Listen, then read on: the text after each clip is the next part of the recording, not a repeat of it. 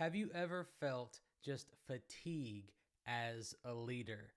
Like, have you ever felt like, man, how can I just lead through my business, through my job, or through my family, my responsibilities with my kids, my personal desires and my goals? How can I lead through all these things when I am tired? Well, today I'm going to share with you on how to avoid leadership fatigue, how to avoid leadership fatigue. And again, there are three easy steps to clarity, and I'm going to share them with you. I'm not going to gatekeep because this is a wonderful time for you to just get some clarity. Because it's like when you're driving at night and you have one headlight out and it's extremely foggy. Okay. That's what it's like in life whenever you don't have clarity. Like you are moving forward ish, right? But you can't clearly see where you are going. And you're extremely your senses are heightened. You're extremely trying to be more alert and aware by what's going on, what's coming ahead, because you can't really see. And but that's really what life looks like without clarity. And so that's the goal for today, is for you to avoid leadership fatigue so that you can lead your family, your business, but also the time with God. And then you can be able to turn around and help others and develop other people. So that's what we're talking about today. And why is this important? Well, it's important because if you don't have clarity, then you are not going to make sense. You're going to waste a lot of time. You're going to be extremely frustrated and you're going to be tired. And that fatigue is going to wear and tear on you, and you will not be effective in your business or at home. That's exactly what's going to happen. And again, you're listening to this and you're probably feeling it already. That daily grind, that daily wear and tear on I am just tired. I did not sign up for this. My business is doing great, but on the other hand, my relationships aren't doing that great, and I haven't been spending time with God, and other things are kind of falling apart. So we got to get you some clarity. We are going to get you some clarity today. So with overcoming and avoiding leadership fatigue, there's three steps. I'm going to start with number one, which is to remind. So what you need to do is remind yourself. It's always a good thing to just look back at the past. My friend, he always said, he had a really great quote of, it's good to honor the past by not living in it. And the kind of illustration of a car is, the windshield is the future and the rear view is the past. So just glance. You don't drive staring at the rear view mirror. You glance at it just a little bit at a time. And so with the past, remind yourself, look back over just this past year. Look back at what didn't work. What did not work? Like, was it more of your goals? Were your goals kind of just random? Did they make sense? Did your goals not work? Maybe you tried some time management things and that didn't work.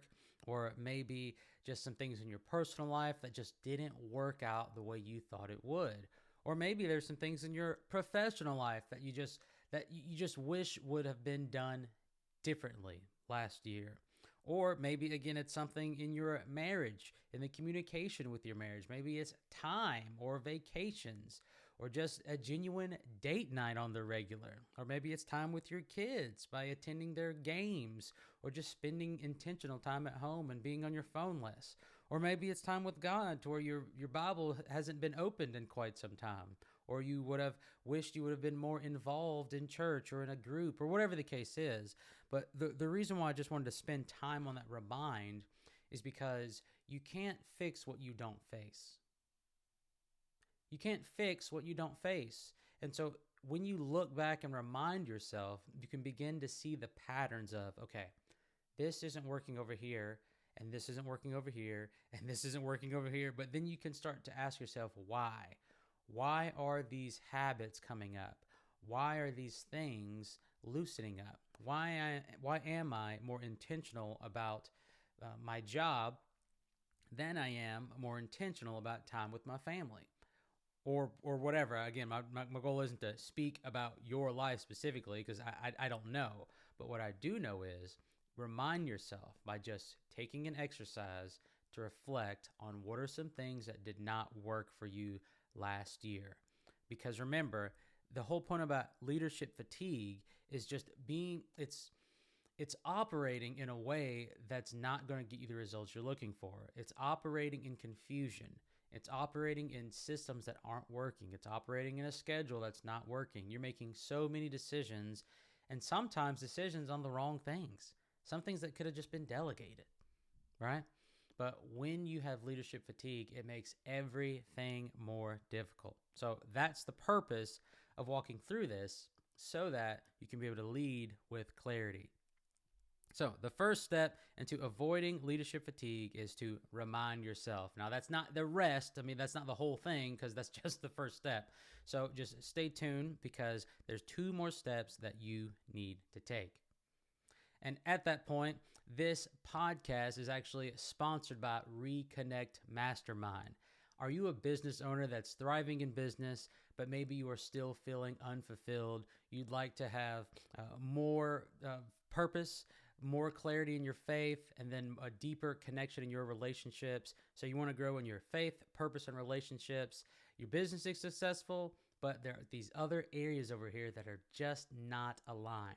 If that's you, then what I'd love for you to do is go to jamesmwilson.com and book a call. I'd love to connect with you and see if you're a great fit for our Reconnect Mastermind. It's going to be an exclusive group of people. We launch later in 2025. Again, small group, very, very selective, as we want to protect the integrity of that group of Christian business owners who are seeking more than just finances, but also purpose, faith, and relationships. So if that's you and you're interested in joining the Reconnect Mastermind, again, just go to jamesmwilson.com and book a call, and we'll connect and see if you are a good fit for the Reconnect Mastermind. So we've talked about reminding yourself about what has worked in regards to overcoming leadership fatigue. But now, after that reminding stage, after you've gotten some clarity on, hey, here's some things that didn't work, next thing is just to reset. Just start over. You know, it's like when I was doing the keto diet, okay, which it was not for me. Okay, I have a sweet tooth. All right, I like my cheesecake, my sugar cookies.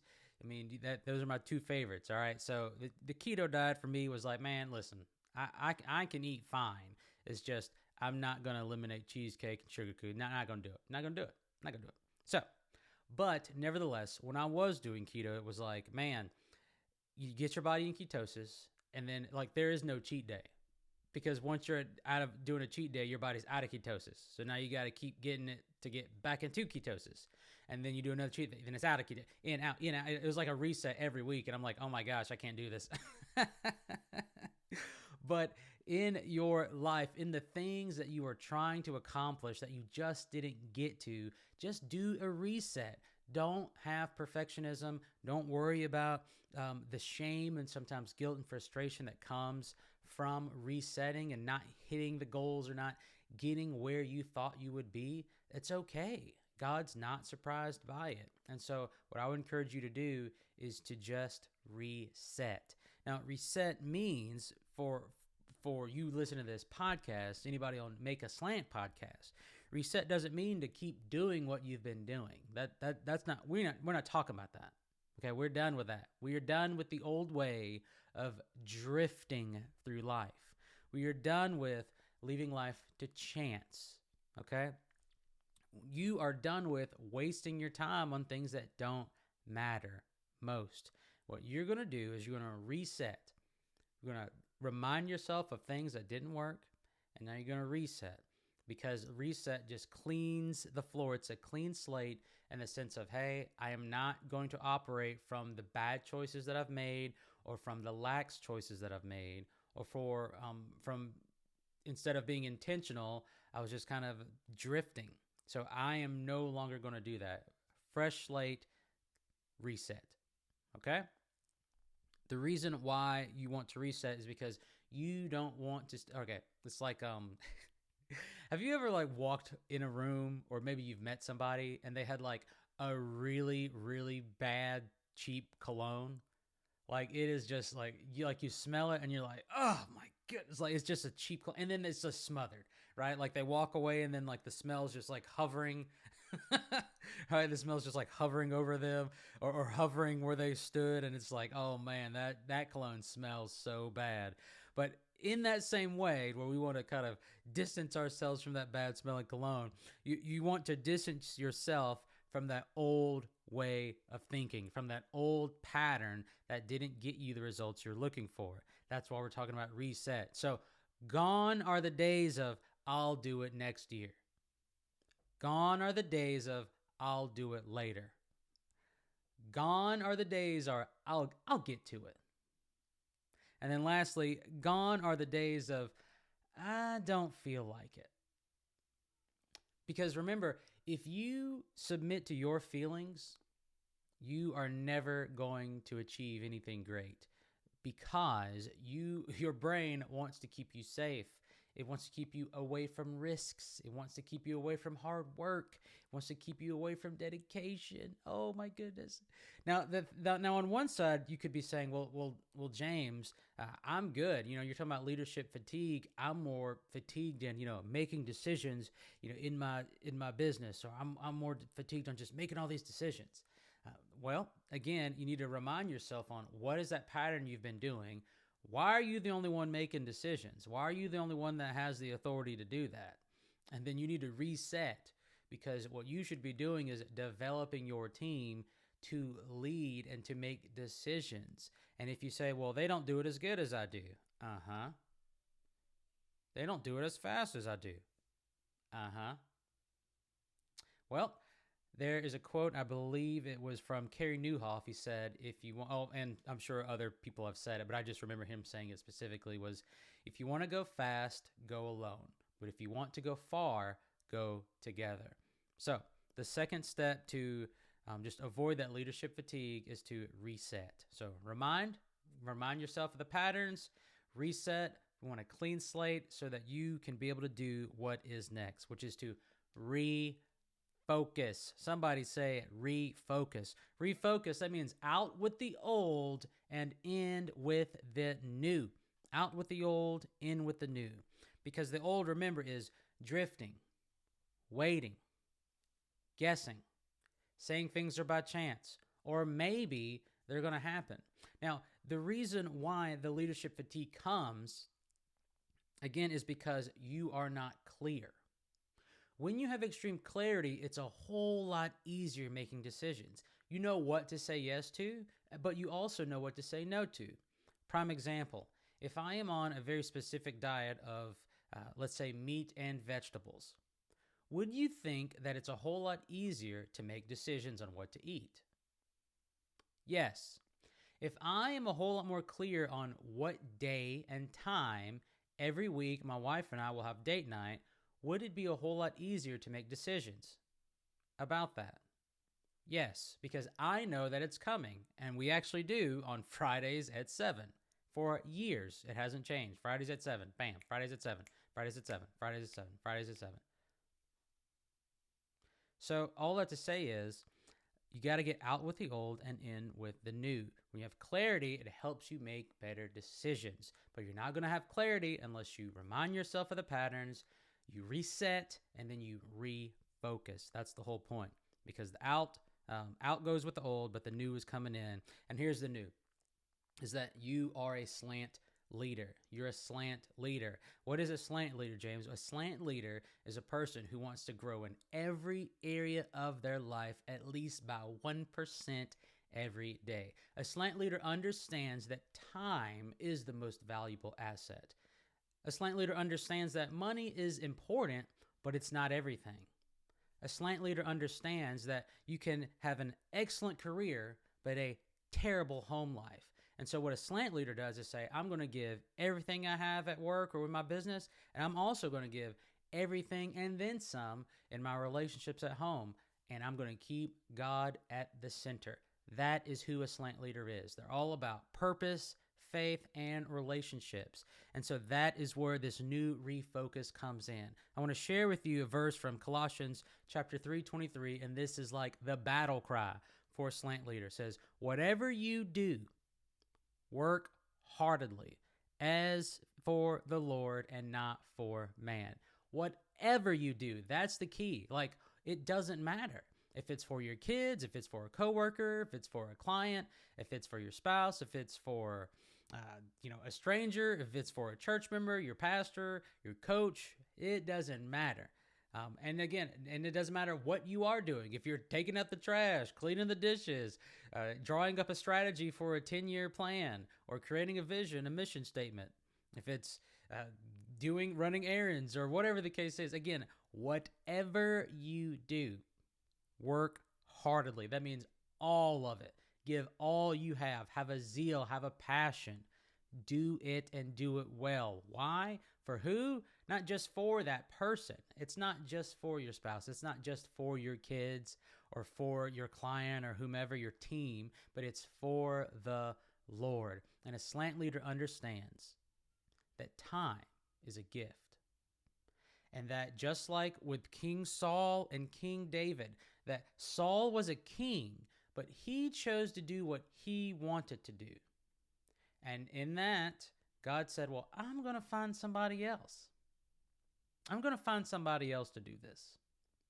The same thing happened with Moses. Moses did he did great. He did a lot of great things, and may the Lord blessed him and used him a lot. But it was right at that time to where Moses began to transition to man, like instead of God doing these miracles, Moses was like, man, look at me. I'm doing all this work. And it was at that moment God told Moses, well, you're not going to make it to the promised land, man. I will pick somebody else. And he did. And so a slant leader understands, if you don't do it, God will pick somebody else.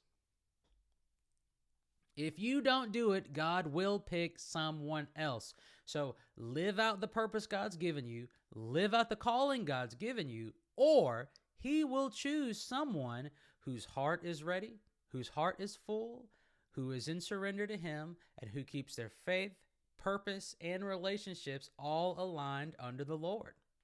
It's just that simple. So, 3 things for you to do to avoid leadership fatigue. Remind yourself of the patterns that happened back in the past. Reset. Create a clean slate. Stop drifting. Stop waiting. Stop living by chance. Clean slate. No more, I'll do it next year, I'll do it later. That's gone. Because now you're going to refocus. Out with the old, in with the new. You're going to go after it. You're going to get things done. You're going to prioritize God, your family, and your purpose. And what you're going to do is not just prioritize time management, but energy management. That means you're going to do what God has called you to do, just like we talked about in Colossians 3:23. Do it wholeheartedly for the Lord. Now, remind, reset, refocus. Do those 3 things, and I guarantee you will avoid leadership fatigue. And remember, you are one slant away from changing your life.